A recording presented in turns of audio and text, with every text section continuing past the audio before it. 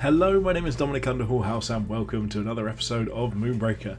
We're here, we're in Rising the Ranks, we've got all the new toys to play with, we've got ranked gameplay, we've got so many different things to mess around with, and I just wanted to go through a list that I've come up with for the meantime. I've started having a bit of fun with it. It's served me fairly well on ranked mode so far. I haven't played that many games, I just wanted to get a little bit of practice in. So we've got, there you go, we're ranked 41 at the moment, so we've got a long way to go to get to the top, but we've had a few games, it's gone really well. So the list itself is a Zax list, and let's have a look at what we're working with. So I wanted to use some of the new units, but I also wanted to just make sure we're feeling comfortable with the game plan.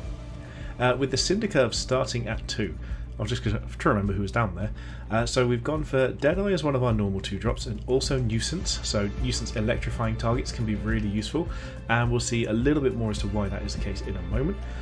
For 3-drops, we've got Detonia, we've got a Toxoid over here as well. So Poison has changed. So Poison is no longer when you hit something it takes it down to 1, it's when you hit something at the end of the turn it reduces them down to 1. So the reason we've got Nuisance in here is if we hit something with Toxoid, then with Nuisance as well, they can't do any actions next turn until, otherwise they will just die because they'll go to 1 first, which is absolutely great for us. Furia I actually think is pretty reasonable now. Her damage stacks up super fast, so if you can keep her safe for a turn, she nearly one-shots almost anything. She goes up to 8 attack immediately, so using her for 3 attack is pretty valuable, but a really, really useful tool to have. It's really good that if you get ahead, Furia now helps you stay ahead very, very well. We've got Arya, so Arya's still very powerful, Ambush is great, gone up in cost, but this is absolutely fine. It seems very reasonable, and again, those premium high damage units are really valuable at the moment. We've got Axel Pyro, so the burn does, the actual damage is less, but it's instant impact, so you can place it down and then get a good angle where you want. I'm not sold on Axel yet, but I think at the moment it seems very reasonable. We've got Hit and Run, who is no longer Ambush and costs 5, but with 4 attack and charge, it's really, really impactful. So you can use it to clear a unit up, take a control point. Hit and Run can often be 2 points towards your victory, straight away. It's a very, very useful tool to have. Peacemaker Balam, gone up in cost to 6, but instant stuns.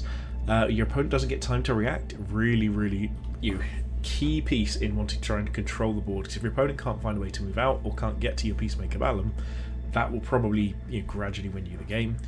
We've already talked about Toxoid there, and then last of all we've got Captivator Xianya. So Xianya's actually been one of the best units I've seen so far.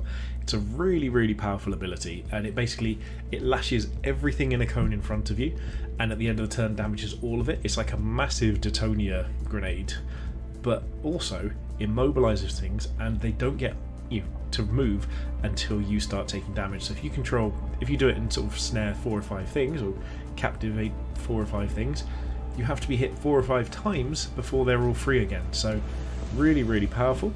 And let's go with New World Order, because things are completely different, and let's see what we can do. So I'm going to jump straight into a game with it. If you're enjoying the content, please do like, comment, subscribe, join us over on Patreon. There's going to be loads more Moonbreaker content heading your way. But for now, I'll see you once we get into the game. Okay, we have found ourselves a game. We're against Geeks on Hugs, a level 53, another Zax player.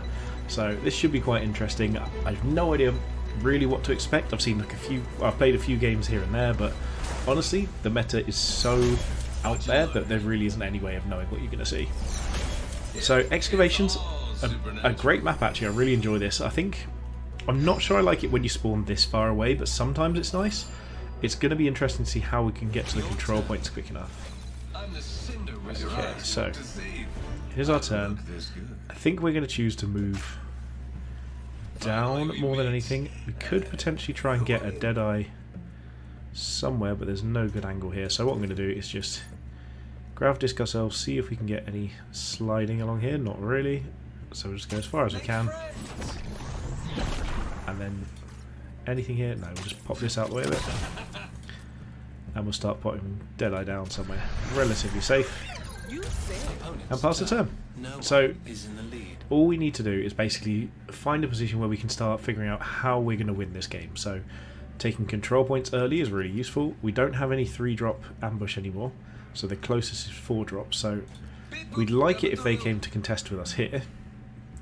But what maybe more realistic is that if we sort of In fact, it may be that we move Deadeye here and move this way and then go to contest, because Deadeye can actually contest from quite a distance because of all the range and the accuracy buffs. So it might be that this is our way of doing it. Fixer, okay. I mean, that's not too bad, I guess. I'll take that. So the question is, can we get Deadeye to somewhere with a good angle? That's actually not bad. So we'll release Ozos here and just poke the captain. Good chance of hitting that. We did, that's nice. So what do our angles look like here? So 24 there. I mean, that's pretty much it. So we'll take the 24%. Don't think there's much else we can do. We hit, which is really nice. We'll then see if we can get the gravity disc slide, because oh, it's done that thing where sometimes it goes a little bit skewy with the mouse. I don't really have any control over this. There we go. So that's about as far as we can slide. We can't deploy very far anymore, so honestly, we probably just want to deploy Nuisance somewhere a little further up and save the additional leadership, because Teutonia doesn't really accomplish anything here. So we might as well try and just work out that way. The fact that we've... okay, 40%, cool, miss this.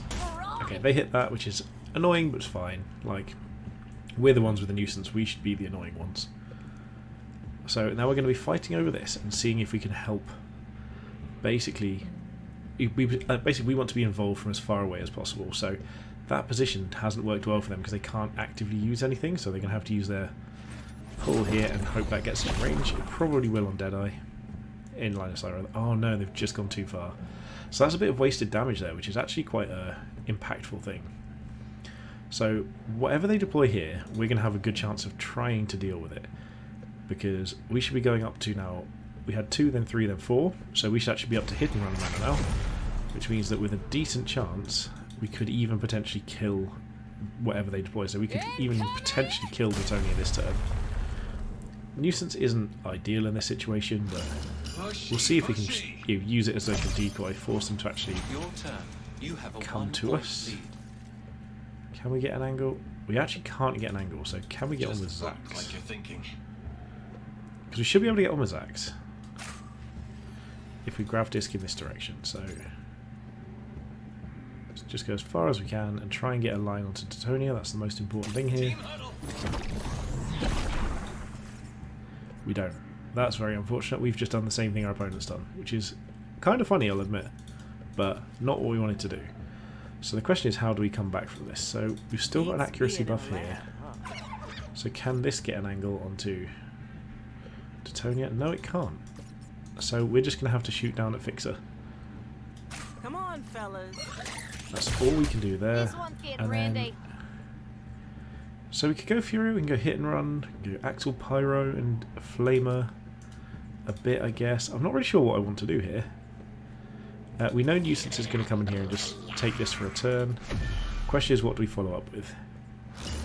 Honestly, it might just be Aria down here and just clear out Fixer. So we just go for Stillness, clear out Fixer, and start just putting the damage in our favour. There's nothing to shoot there. Sure, we could shoot that, I guess. So we're ahead on points. We're going to lose Nuisance very likely this turn, but it's what we can follow up with. The fact we couldn't quite get onto Teutonia is really quite awkward for us, because that's absolutely what we're going for. So if they move out of the way, Hit and Run is going to be a good follow-up, and also depends what crew they play. But the fact that we've got this ticking up every turn and they can't currently compete with it is really, really nice for us. So we know the points are going to gradually go in our favour. Like, this is going to be their way of killing Nuisance, so that's going to put us down to a 1-point lead. But we should be able to find a way to get more damage onto their targets and maybe even just finish them off from here. So again, Hit and Run is going to be a good part of this. We're going to be able to clear their units out fairly quickly. Or if they deploy too close together, Peacemaker Balam can do a good job as well. Also Captivator Zanya, but that's more into melee units, is the ideal situation for that. Okay, so whatever this is, they're going for Nuisance. They've got 4, so what is this? Oh, it's Rickety. Oh, so they're going to kill our mediocre unit and explode themselves and their captain. That's absolutely fine. So now we score we score at the beginning of our turn to put us up to 3, and that puts us very, very close to actually just getting ahead on this. So we could even, I think we could even just do this. Not end the game, do this, but like get close enough that we have everything we need to get there eventually. So we hit Detonia. We've got 6, so we just go for hit and run. Hit and run does have charge, so we just hit that. And then we're going to hide over here. Superb work, Captain. You need I guess we pop a sleeper mine there. Oh no, We don't have any angles on this side, so I'm actually just going to send... I'll use Deadeye to buff themselves. I'm just going to hide back here. And really, we haven't got anything much to do. We'll shoot that. Sure. We'll end the turn here. 1 point away. So whatever they play here, if we can kill it, and they don't contest this, we win the game. So whatever they go for here has to be really impactful. It could be something like 5. What have they got for 5? A turret or something maybe, but that doesn't quite do it. So they need to really try and find a way to make sure whatever they deploy doesn't die, because we've got far enough ahead now that between the points and the contesting objectives, we should be able to take this out. One thing you'll notice as well, the gameplay pace is so much faster. We're quite early in our journey into this game, but we're only 1 point away from winning. Like the turn timer as well, after 10 turns, is really nice to have. Basically, it ticks down how many victory points are required. Try and keep it to a draw. That doesn't actually stop us scoring anything, which is the interesting part here as well. So if we can kill Beatrice, which I believe we can, we should win the game here, because she's now 4 cost. We're going to deal, is it 2 with the mine, 3 with that. There we go. Oh, because they didn't, we got to the last point from that, they didn't contest. I'm used to the previous experimental version where you had to get to the top and then get 1 more tick. But there we are, we're up to bronze 2, a few more points. I honestly think that was a good game for our opponent. Also, you may have noticed that the way the game works now, the account level seems to go up past 100, which is great. I was only at like 70 something before, so having that basically little boost there is really nice. And then also the unit XP goes up a lot quicker as well, so you're going to see a lot more levels up, a lot more portraits. I actually didn't have a single banner previously, and now I believe I have quite a few different roster banners available from the different crew. Ooh, more sparks. I do love a good spark. But yeah, so just a quick little look. If we have a look at the rosters, edit this, look at the crests rather, look at all these new ones we got. So, Esli, Florio, Shrapnel, Bytol, Taria, Rickety Backfire, Torian, the Goldsmith. Nice, I had that before, but I quite like the name of it. Zax's crest, look at that monstrous thing there. It's like takes half of the thing up. Nectarvine, Cholek, any more of the new ones? Beatrice, Maximus, Aria, Axel Pyro, Drum Dancer Tlali, Defense Dome, Deadeye, Tipu, and Broken Vengeance are all at max. Well, that's Whispers, isn't it? Here. I actually really love these crests. I think they're a really interesting way of like showing off what you've got. Who was that one again? Viceroy Esli. Nice. So for this one, I'm going to leave it on Torian Guardian, but also you'll notice that you get a load of more portraits as well. And so now I have everything except the newest units. I'm totally going to be asking anyone to see if I can get the tournament gold portrait added to my account for my historic tournament win. But all in all, I am loving the changes. This is a really good little whistle-stop tour. I will be doing a video in the future to sort of say, how the new systems work, but I just wanted to show you a bit of gameplay first and my first experience of it. I suppose the last thing we should do is look at the leaderboard. We've gone from rank 41 to rank 22, so we're climbing up, see if we can get onto these top 10 at some point. I do recognise quite a lot of the names in here, so hopefully I'll be able to play a few games and climb those ranks, and you guys will be able to too. If you've enjoyed this, please don't forget to like, comment, subscribe. Subscriptions mean the most to me. I'm trying to get to 500 before my wedding in October. I think that would be amazing to achieve. And if you want to join us on the Patreon, you absolutely can do. It's a bit sporadic in terms of content, but it's just a way of supporting me and all this time and effort that I put into it. And occasionally I will be able to get an extra couple of videos up there as well. So for now, thank you so much for watching, and most importantly, have a good day.